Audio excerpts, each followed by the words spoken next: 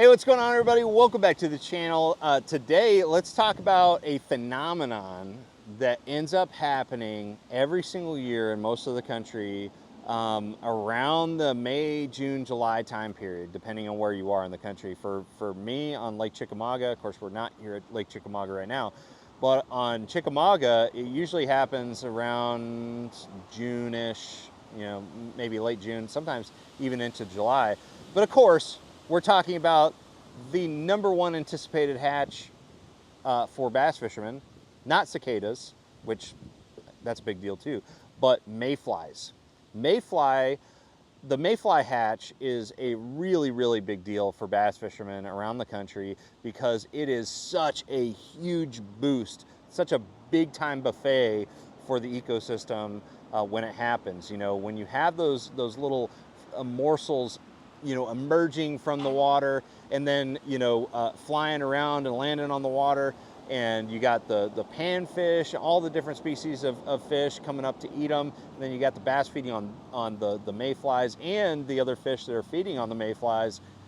It's just a smorgasbord, and it's one of the best, you know, scenarios to catch bass. So what I wanted to talk about today is like what I look for areas to target you know, mayfly hatch fish.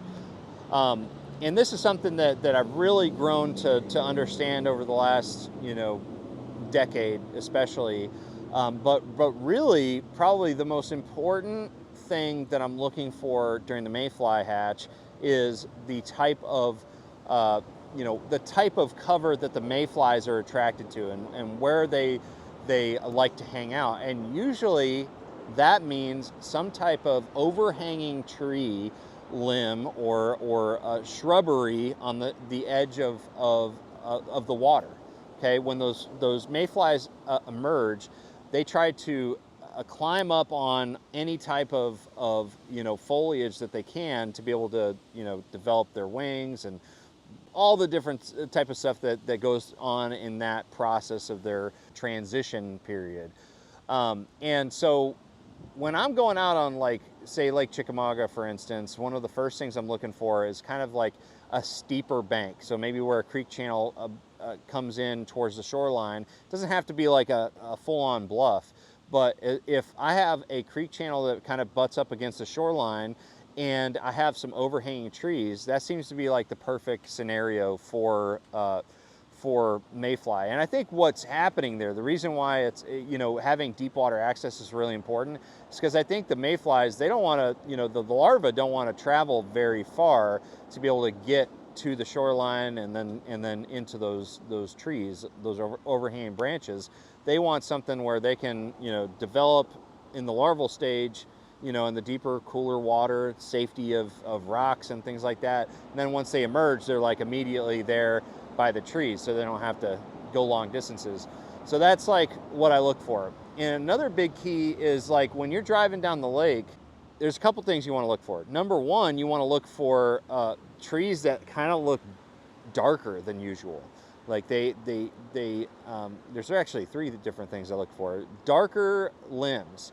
Okay, because when I first started, like, noticing major hatches of mayflies, I started to notice that the limbs that they were on, there were so many mayflies there that they started getting a different color. They started looking darker just because of the density of mayflies. So that's one thing I look for. Another thing I look for is limbs that are drooping down. They look more weighted than usual. Just because they have so many mayflies on them, they're actually weighting those limbs down and they're pulling them down to the water. That is a great indication of a population of mayflies. And then, of course, you might see them flying around, and you might see a lot of fish hitting the surface. Those are all good indicators that there may be mayfly hatch in an area, you know, and so those are all things to look for. But anyways, I just wanted to do a brief video, just remind you guys, like, what type of situations you want to look for this time of year to find those key areas. I think deeper water access is really important, you know, and having overhanging trees is, like, probably the most critical factor when it comes to finding a good area with mayflies. So anyways, guys, just wanted to do this quick video. I hope you enjoy it. Let me know what you think about this topic. Are there any other things that you look for as far as the type of areas that fish tend to focus on during the mayfly hatch? I want to know. Thank you guys so much for watching. Make sure you like, share, subscribe. I'm going to see you out on the water. Trust the process.